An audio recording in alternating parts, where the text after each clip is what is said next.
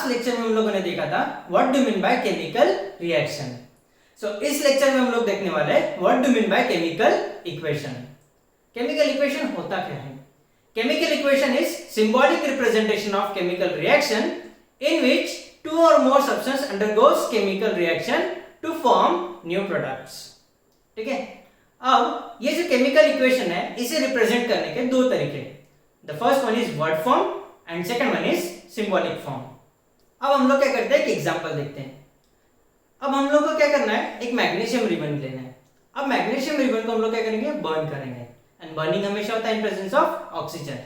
सो जब हम लोग मैग्नीशियम रिबन को बर्न करेंगे तो हमें मिलेगा मैग्नीशियम ऑक्साइड। अब ये जो केमिकल रिएक्शन हुआ, इसे केमिकल रिएक्शन क्यों बोलेंगे? बिकॉज एक बार मैग्नीशियम रिबन बर्न होकर मैग्नीशियम ऑक्साइड बन गया तो वो मैग्नीशियम ऑक्साइड से वापस मैग्नीशियम रिबन नहीं बन सकता है। So this is known as chemical reaction. Okay, so इसको जब हम लोग रिप्रेजेंट करेंगे, इसको रिप्रेजेंट करने के दो तरीके हैं। The first one is word form and second one is symbolic form. तो सबसे पहले हम लोग देखते हैं word form.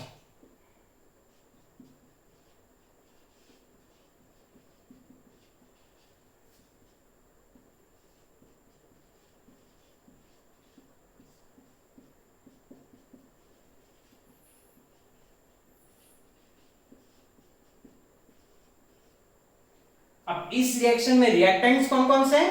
Which are on left hand side of the equation, that is magnesium and oxygen are reactants and magnesium oxide is product. Okay, so this is nothing but word form.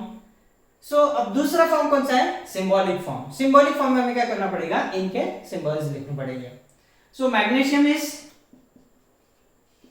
Mg, oxygen is O2 and magnesium oxide is MgO। ठीक है, अब हम लोग कौन सा form use करेंगे? हम लोग हमेशा यूज करेंगे सिंबॉलिक फॉर्म।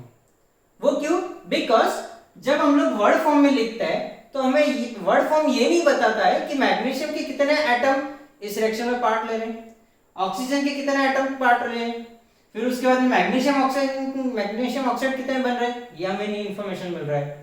ठीक है, दूसरा चीज, ये रिएक्शन बैलेंस है या नहीं है ये भी हमें नहीं पता चल रहा है।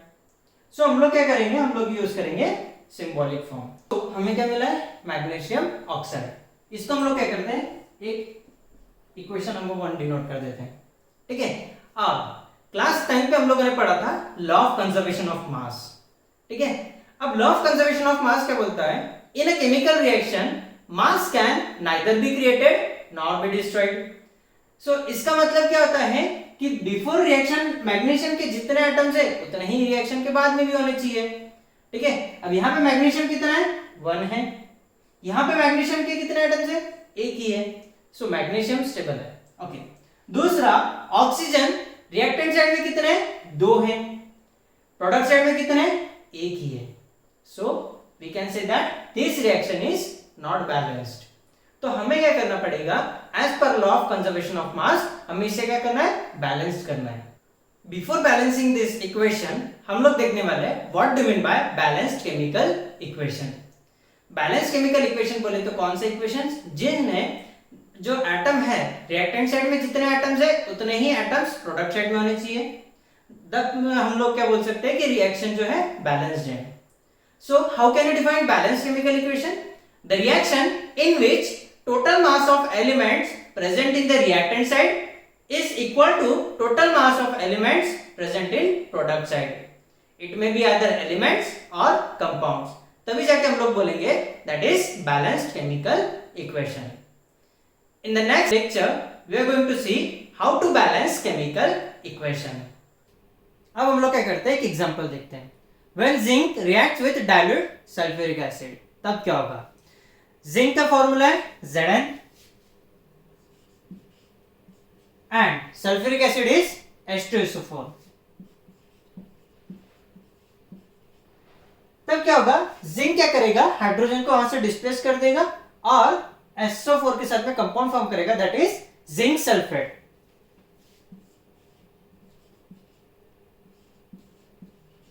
और ये जो हाइड्रोजन गैस से निकला है it will evolve as an gas.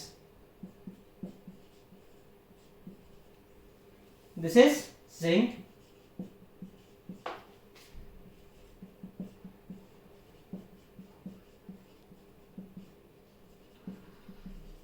this is zinc sulfate,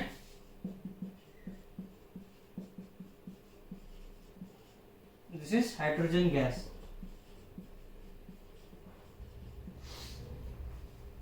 पूरे केमिस्ट्री में जब भी तुम केमिकल इक्वेशन लिखोगे तब तुम्हें जो भी एलिमेंट्स और कंपाउंड्स है उनके नीचे उनका नाम लिखना कंपलसरी है।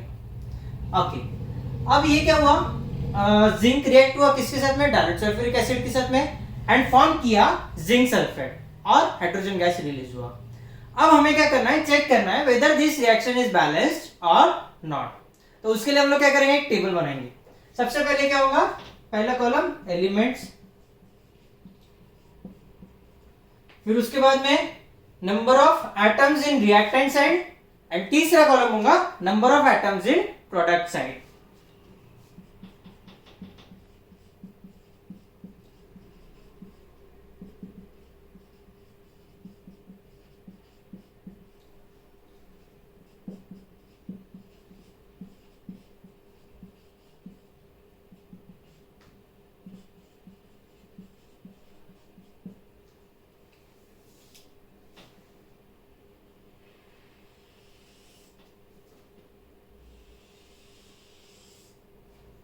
ओके, पहला एलिमेंट कौन सा है, जिंक। सबसे पहले हम लोग क्या करेंगे, कौन कौन से एलिमेंट्स है वो लिख लेंगे।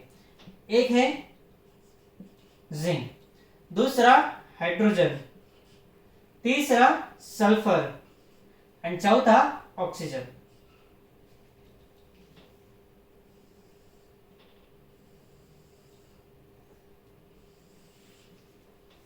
ओके, रिएक्टेंट साइड में जिंक के कितने एटम्स हैं, एक है। यहां पे जिंक है नहीं है, तो जिंक के कितने एटम हुआ, एक।